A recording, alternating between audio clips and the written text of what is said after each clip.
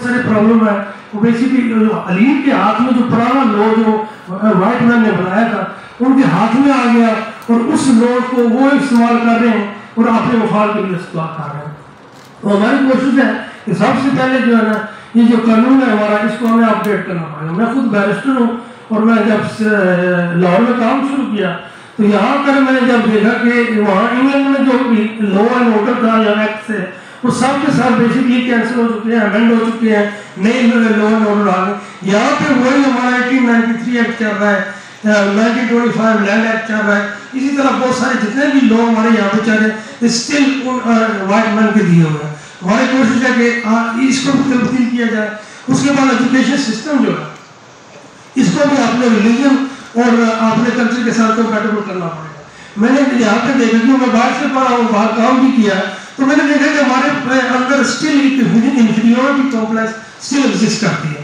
وہ اس لیے کرتی ہے کیونکہ جو ایجوکیشن سسٹم ہمیں وہ دے کر گئے تھے اسی ایجوکیشن سسٹم کو ہم ایکچولی فالو کر رہے ہیں. میں جب یونیورسٹی میں وہاں پڑھتا تھا پاکستان سے جتنے بھی نئے لڑکے آتے تھے وہ مجھے کوئی شیکسپیئر کے بارے میں بتاتا تھا, کوئی میں نے یہ بھی بک پڑھی ہے, وہ بھی بک پڑھی ہے, وہاں بھی انگلش رائٹر تھے اور ہم نے وہاں اسٹڈی کیا لیکن ہم نے ان کو نہیں پڑھا ہے. تو ایکچولی وہ ہمارے سسٹم سے کمپیٹیبل نہیں تھی. ہمارے بچے وہاں جائیں یہاں سے پڑھ کر تو وہ ہمیں یہ بتائیں کہ بلے شاہ نے کیا کہا.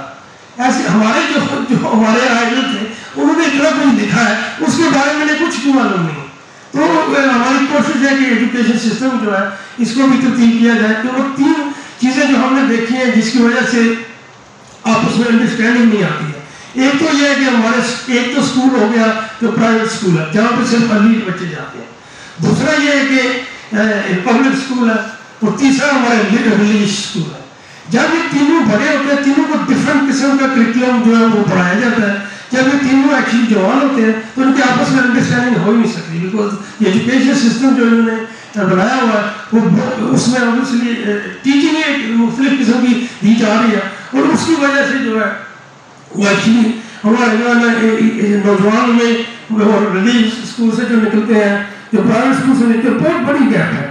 یہ گیپ ہمیں ایکچولی کم کرنی ہے. ہمارا کوشش ہے کہ نیا ایجوکیشن سسٹم لایا جائے. جو بابا قائد اعظم نے اس کو پلاننگ کی تھی لیکن وہ ایکچولی امپلیمنٹ نہیں ہو سکا.